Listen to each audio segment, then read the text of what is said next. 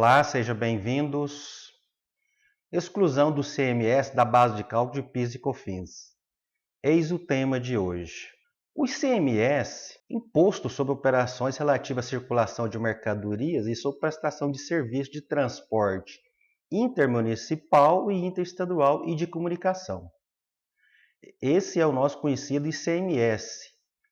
Antes da Constituição de 88, era o ICM e, depois dela, passou o ICMS em razão da prestação de serviço de transporte intermunicipal e interestadual de comunicação. Então, no transporte interestadual, por exemplo, de Goiás para São Paulo, ou intermunicipal de Goiânia para Pires do Rio, por exemplo, incide ICMS. E este imposto, o ICMS, é de competência dos estados e do Distrito Federal. É, sem dúvida nenhuma, o tributo mais importante dos entes federados regionais. O ICMS arrecada e financia todas as atividades dos estados e do Distrito Federal. Se a gente fosse mensurá-lo com relação à carga tributária nacional, é de grande expressão. Daí a dificuldade sempre de se discutir reforma tributária, porque os governadores não querem abrir mão de arrecadação. Este imposto, o ICMS, representa mais ou menos 95% da arrecadação estadual. Daí que é muito difícil mexer na sua estrutura, que é muito complexa e burocrática. A grande característica deste imposto é que ele é não cumulativo, ou seja, o contribuinte compensa o que for devido em cada operação ou prestação com o montante cobrado nas operações anteriores pelo próprio Estado, nas operações internas, ou por outro Estado da Federação. Por exemplo, um comerciante que negocia aqui dentro do Estado de Goiás, ele compra a mercadoria, vai com isso obter crédito. Depois ele vende essa mercadoria e gera um débito para ele. Pelo sistema de crédito e débito, ele faz, regra geral, apuração mensal e recolhe até o 5º dia útil do mês seguinte a diferença entre o débito que ele tem e os créditos que ele obteve nas suas operações. E essa é a sistemática não cumulativa do ICMS. É muito parecido um pouco com o IPI, que é o Imposto da União, e esse é um mecanismo que ajuda o tributo a sair desde lá da produção e chegar no consumidor final. Portanto, em tese, quem pagaria o ICMS seria o consumidor final. Já que nós estamos falando de exclusão do ICMS da base de PIS e COFINS, este é o ICMS. Agora, PIS e COFINS são duas contribuições da União. Nós sabemos que os tributos no Brasil são impostos, taxas, contribuição de melhoria, empréstimo compulsório e as contribuições especiais ou parafiscais, nessa classificação de 5 elementos ou classificação pentapartida. PIS e COFINS estão nessa 5ª categoria, das contribuições especiais ou parafiscais. O PIS é o Programa de Integração Social, foi instituído no Brasil pela Lei Complementar número 7/70 e depois alterado pela Lei Federal 9.715 de 98. A COFINS é a Contribuição Social para o Financiamento da Seguridade Social e foi instituída entre nós pela Lei Complementar número 7 de 1970.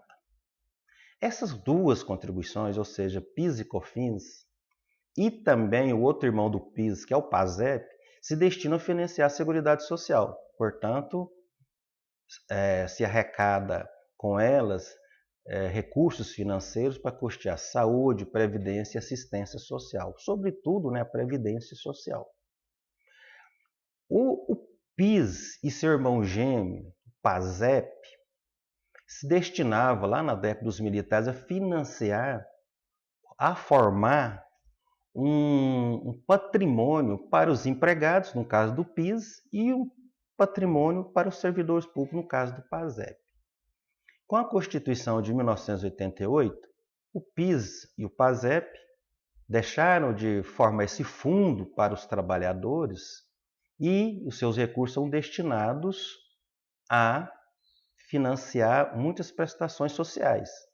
Entre a mais importante dela é o seguro-desemprego, que o trabalhador recebe no momento de desemprego voluntário, que o desemprego voluntário no Brasil, neste momento, aqui em maio de 2020, está muito alto, em razão da estrutura de nossa economia e em razão também desse elemento, deste momento singular que estamos vivendo. PIS e COFINS foram, por assim dizer, unificados com a Lei 9.718/98 e passaram a ser calculados com base no faturamento dos contribuintes, regra geral das empresas, e figuras equiparadas. E o faturamento foi então compreendido como sendo a receita bruta, que atualmente está prevista no artigo 12 do Decreto-Lei 1598/77. Então, o que é a receita bruta? A receita bruta, né, é todo o ingresso do contribuinte menos as devoluções e vendas canceladas. Porque o contribuinte faz negócio e por uma questão ou outra, há devoluções, há vendas que são canceladas e também menos os descontos incondicionais concedidos. E além disso, os tributos que incidem sobre a própria receita bruta. É o caso do CMS, que é cobrado por dentro. Numa fatura de R$1.000, o CMS está embutido nessa fatura, lá dentro dos R$1.000, ao contrário do IPI, que é cobrado por fora. Portanto, o faturamento que se entende até hoje, malgrado a existência de muita polêmica sobre a sua extensão, é a receita bruta, né? Menos devolução de vendas, vendas canceladas, descontos constitucionais concedidos e os próprios tributos que incidem sobre a receita bruta. É claro que não compreende receita bruta, por exemplo, ICMS, substituição tributária, porque o próprio vendedor já antecipa a cobrança do adquirente, geralmente o intermediário. Então, essa é a base de cálculo, receita bruta do PIS e COFINS, que são contribuições da União. E a receita bruta é, por assim dizer, a base de cálculo por excelência dos tributos federais. Os contribuintes de ICMS, de PIS e COFINS não se conformavam com essa forma de tributação, com essa base de cálculo de PIS e COFINS. Então, os contribuintes questionavam a inclusão do ICMS nas bases de cálculo de PIS e COFINS, sob o fundamento de que o valor do ICMS não ficava no caixa das empresas. Ou seja, depois de comparar débito e crédito, o valor deveria ser repassado aos estados e Distrito Federal, como efetivamente ocorre na prática. Essa tese vinha sendo discutida nos tribunais superiores há muito tempo.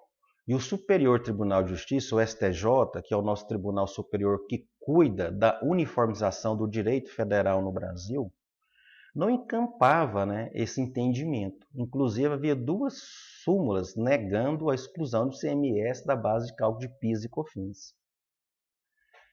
Mas o Supremo Tribunal Federal definiu no julgamento do recurso extraordinário 577.716 que o ICMS não compõe a base de cálculo para incidência de PIS e COFINS. Então, a jurisprudência mudou radicalmente. O Supremo primeiro entendeu que seria uma matéria constitucional, porque o artigo 95 da Constituição trata da base de cálculo das contribuições, hoje receita bruta ou faturamento, e definiu, então, que o ICMS não compõe a base de cálculo para incidência de PIS e COFINS. Essa decisão foi muito comemorada pelos contribuintes, porque reduz, no último caso, o valor a ser pago a título de PIS e COFINS. Por outro lado, há quem critique ainda a decisão do STF, porque teria colocado uma pá de cal, mais uma pá de cal no nosso combalido sistema tributário nacional. Porque o nosso sistema tributário nacional é um dos mais complexos e burocráticos do mundo. E agora, para se recolher tributo, ainda a gente precisa fazer mais essa operação, excluir o ICMS da base de cálculo de PIS e COFINS. E há muitos processos na Justiça discutindo essa questão. Como ela foi definida pelo Supremo Tribunal Federal como uma tese, né, vinculante para os demais tribunais, os juízos de primeiro grau acatam normalmente a decisão do STF e determinam, então, a exclusão do ICMS da base de cálculo de PIS e COFINS. Vários processos a transitar em julgado estão na fase de cumprimento de sentença. É claro que o contribuinte pode, em ganhando uma compensação na justiça, fazê-la administrativamente perante a Receita Federal. Pode, né, pedir restituição na Justiça Federal e fazer a liquidação do julgado lá. Ocorre que, não obstante a decisão do STF, a briga na Justiça ainda não terminou. Porque enquanto os contribuintes pedem a exclusão do ICMS que consta na nota fiscal de saída, ou seja, a exclusão do ICMS que seria devido na venda, ou seja, o ICMS de saldo devedor, a Secretaria da Receita Federal do Brasil entende que o ICMS a ser excluído da base de cálculo de PIS e COFINS é o valor mensal do ICMS a recolher, encontrado pela diferença entre débito e crédito, dentro daquela sistemática, né? A compra gera crédito e a venda gera débito. Então, no confronto entre crédito e débito, o ICMS a recolher, o ICMS a ser excluído da base de cálculo de PIS e COFINS seria o ICMS resultante dessa diferença, da sistemática da não cumulatividade.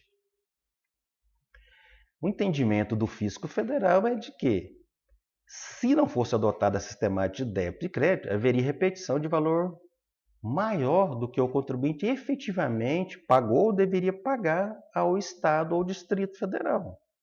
Porque só o ICMS da nota de saída não representa a sistemática da não cumulatividade. E aí o indébito seria muito maior. Este tema ainda continua em aberto na Justiça, na espera de uma decisão final do Poder Judiciário. E então vem se arrastando ainda nos tribunais. Se espera para breve uma decisão. Quem for fazê-lo tem que tomar todas essas cautelas, porque ainda não há uma decisão final sobre essa questão. Se o ICMS a ser excluído da base de cálculo de PIS e COFINS é o efetivamente pago ou aquele que consta do documento fiscal de saída, geralmente a nota fiscal eletrônica. Seja como for, a exclusão do ICMS das bases de cálculo de PIS e COFINS exige análise das escriturações das contribuições federais, especialmente da escrituração fiscal digital, que é a FD-ICMS. Na FD-ICMS, os contribuintes registram suas operações todas com mercadorias. E lá faz o inventário, lançam as entradas, saídas. Enfim, a FD-ICMS é o livro fiscal de apuração atualmente no Brasil do ICMS. E precisa-se dele para fazer apuração do quanto débito ou do valor a ser restituído na exclusão de ICMS na base de cálculo de PIS e COFINS. A gente ressalta mais uma vez que entra a expertise dos profissionais contábeis, pela sua familiaridade com o tema e, sobretudo, com as obrigações tributárias acessórias. Era isso para hoje, e se você gostou desse vídeo, deixe o seu like e peço que se inscreva no nosso canal. Até breve!